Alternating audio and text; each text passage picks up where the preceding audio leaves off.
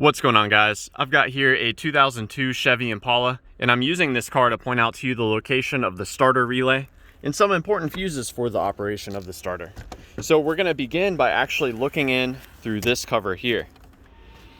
There's a 10 amp fuse in here that's very important, and you'll see on the back of the cover there are some spare fuses that you may find handy.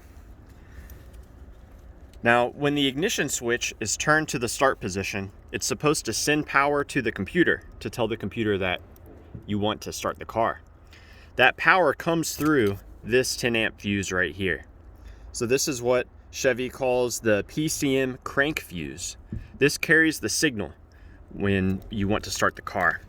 Now, what's cool about that fuse is you can use the exposed metal to put a voltmeter or a test light on there, and you can see if that fuse receives power when the key is turned all the way to the start position. If you never do see power present at this fuse on the exposed metal, then that's giving you a pretty good indication that maybe your ignition switch is bad. Now let's move under the hood.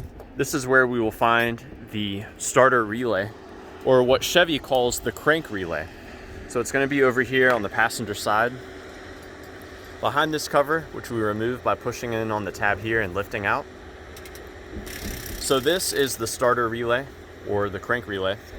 And my absolute favorite way to troubleshoot this relay is I'll have an assistant turn the key to the start position like they're trying to start the car. And while they're doing that, I'll tap on this relay. Sometimes relays can get stuck, and by tapping on the relay or wiggling the relay, you can free it up. Further troubleshooting beyond that, what you can do is you can remove the starter relay, set it aside, and then swap in one of these other relays down here. I believe those are for the cooling fans.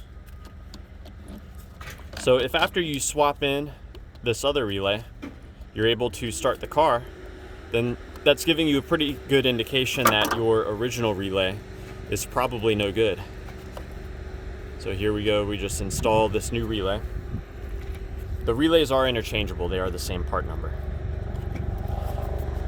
Now, something else we can do as a troubleshooting step, you see I have two pins colored in red.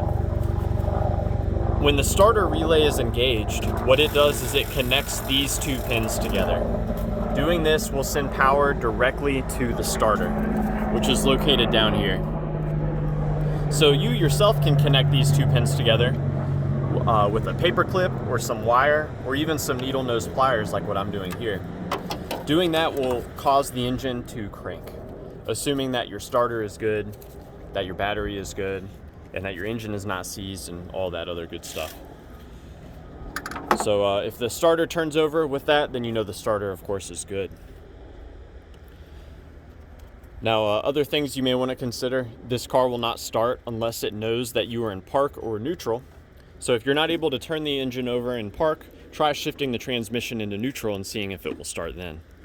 You'll also want to make sure that the connections to the battery are both clean and tight, and you also want to see if they're free of corrosion. So yeah, I hope this information was a good starting point for you in troubleshooting the starter on your Chevy Impala. Please do let me know if you have any questions, or more importantly, any advice. Thanks for watching.